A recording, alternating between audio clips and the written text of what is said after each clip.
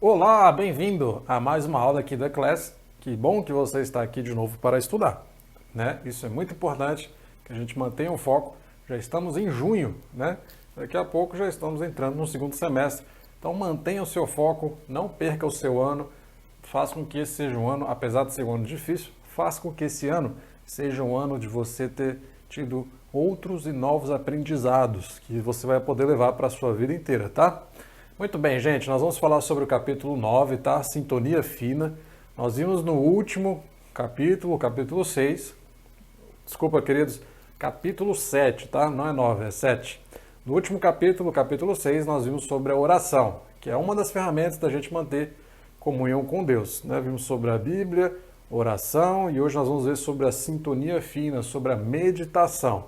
Há uma frase que diz assim: a palavra é prata, mas o silêncio é ouro, tá? No mundo, gente, que nós vivemos, quase ninguém sabe o que é ser surdo e cego ao mesmo tempo. Mas houve uma mulher chamada Helen Keller.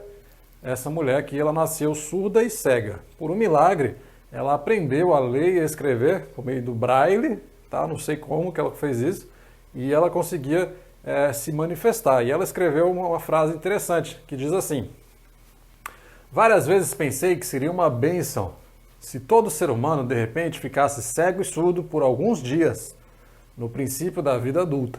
As trevas a fariam apreciar mais a visão, e o silêncio lhe ensinaria as alegrias do som.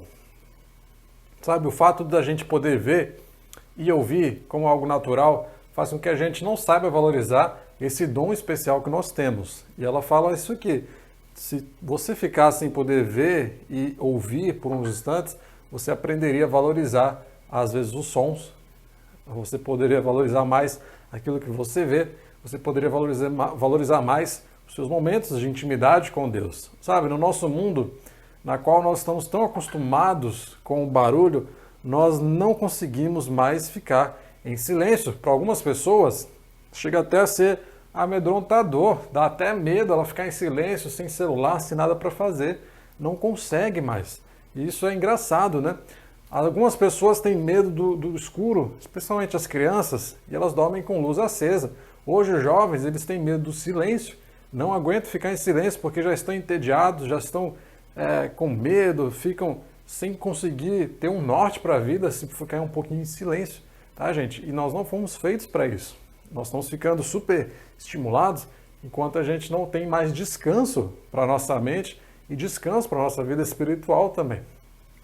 Hoje a gente passa dos fones de ouvido para a televisão, e dali para a internet, dali para o celular, e dali para o iPad, às vezes até tudo junto de uma vez, e de outro jeito o tempo passa. Se não for assim, o tempo passa de ser chato e você fica se sentindo sozinho demais para suportar. É ou não é? Será que essa é a sua experiência ou não? Sabe, uma coisa você precisa entender: se você não pode parar, se eu não paro, eu não penso. Se eu não penso, eu choro. Eu não choro. Então veja, se você não pode parar, você não vai pensar. E se você não pensar, você não vai conseguir sentir as emoções mais profundas de um ser humano com a sua relação com Deus. Nós vimos no último estudo, nossa última aula, que nós devemos ter oração com Deus. A nossa oração, gente, é a chance de dizer algo para Deus, mas devemos também permitir que Deus fale algo com a gente. Você fala com Deus, Deus te instrui pelo meio da palavra, mas Deus também fala com a gente. Só que para você poder ouvir a Deus, você tem que ficar em silêncio. Muitos podem até orar com frequência, mas depois desligam a sintonia com Deus e nem dão chance de Deus fazer o quê? Falar algo. Então, quando você tem a sua comunhão com Deus, sua oração, sua palavra, seu estudo, né, você tem que se alimentar, mas você tem que também dar tempo para Deus falar com você. E isso não é rápido, não é igual miojo, que é 3 minutos. Né? Isso daí depende de você ter um tempo de qualidade com Deus. Meditação é um elemento vital da oração. Poder-se dizer que é sua melhor parte. No entanto, é muito negligenciada.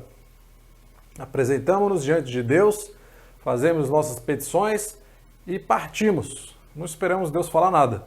Não haverá algo melhor do que isso? Gente, há algo melhor do que só você falar. Deixa Deus falar com você também. Isso aí quem disse foi o André Hansen, tá? Lá em Gênesis, está registrado a experiência de 2 homens de Deus, Isaac e Davi. O primeiro deles, Isaac, saiu para meditar no campo ao cair da tarde. Então, toda tarde ele saía para meditar em Deus, deixar que Deus falasse com ele. E o poeta rei Davi meditava em Deus à noite, está lá em Salmo 63, 9. E ele deixava que Deus falasse com ele. O importante não é horário, se é tarde, à noite, de manhã. Você tem que ter o seu tempo com Deus. Isso que é importante para a sua vida. Mas há uma questão, há um perigo aí, tá? Existe uma semelhança entre a meditação bíblica e a palavra meditação, que também é usada para meditações de origem mística, né? Religiões místicas, como budismo e tudo mais, esses ismos que vêm lá do Oriente, né, da Ásia. Qual é a diferença de um para o outro? Um é meditação ativa, gente, o outro é meditação passiva, tá? O que quer dizer? Aprender sem pensar é inútil. Pensar sem aprender é perigoso. Na meditação passiva, você simplesmente busca esvaziar sua mente, esvaziar sua alma, deixar que você encontre em si mesmo as respostas, os significados, quando na verdade a meditação ativa não é você esvaziar sua alma, é você preenchê-la com Deus, deixar que Deus venha até você, deixar que a palavra de Deus fale com você. Por isso que se você aprender sem pensar, isso vai ser inútil. Mas se você pensar sem aprender, isso é algo perigoso. Então você precisa meditar aprendendo. É por isso que a Bíblia faz parte da meditação com Deus. A mente vazia, diz a Bíblia, é alvo fácil para quem? Para Satanás entrar na sua vida. Mente vazia é oficina do diabo, já dizia a nossa avó. E isso é uma grande realidade. Então a gente precisa preencher o nosso coração, a nossa mente, com a palavra de Deus, para que nós tenhamos uma meditação correta. Se você esvazia sua mente como mandam você fazer, então sua cabeça vira terra de ninguém. E terra de ninguém não existe, né? Não existe terra de ninguém no aspecto espiritual. Deus quer que você tenha controle dos seus pensamentos em todo momento. É por isso que o foco não está no nosso próprio eu. O foco está em Deus. E o apóstolo Paulo diz que devemos pensar, meditar em coisas positivas, tá? Finalmente, irmãos, tudo que é verdadeiro, tudo que é respeitável, tudo que é justo, tudo que é puro, tudo que é amável, tudo que é de boa fama, se alguma virtude há e se algum louvor existe, seja isso que ocupe o vosso e o meu pensamento. Está lá em Filipenses 4:8. Gente, nessa pandemia, a meditação é algo que vai fazer muito bem para você. Mas faça a meditação conforme a Bíblia orienta. Ore, estude a palavra de Deus e você vai ver que muita coisa boa vai acontecer na sua vida. Aproveite essa bênção de Deus nesse período de pandemia e faça disso um hábito na sua vida, que você vai ver que muita coisa vai ser melhor na sua vida, ok? Galerinha, por essa semana é só. Fiquem com Deus, se cuidem, olhem no Eclesiastes as instruções da aula dessa semana e desejo uma boa semana a todos vocês. Um abraço, tchau e até a próxima. Oi, tudo bem? Faz tempo que não nos vemos, né? As coisas mudaram tão rápido que nem conseguimos parar e conversar com mais calma. Agora, a maneira como nos encontramos todos os dias é aí mesmo, na sua casa, pela tela do computador. E quanta coisa aconteceu! Fomos todos pegos de surpresa, mas nos organizamos para encontrar soluções, porque a educação continua sendo fundamental, mesmo numa crise desse tamanho. Por aqui, tivemos que nos reinventar e desenvolvemos rapidamente uma exclusiva plataforma virtual para atender os nossos alunos.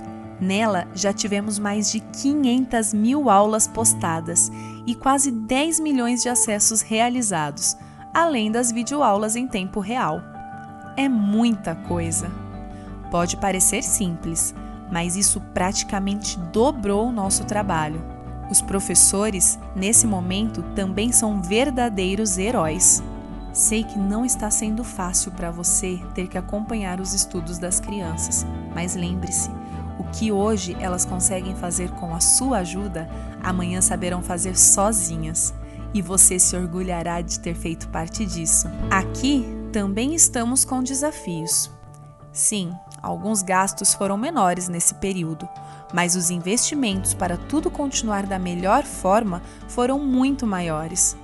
Como escolas filantrópicas, reinvestimos o lucro e para cada R$1 recebido em imunidade, a escola precisa investir outros R$5. Todos fomos atingidos de alguma forma e sabemos, não está sendo fácil para ninguém.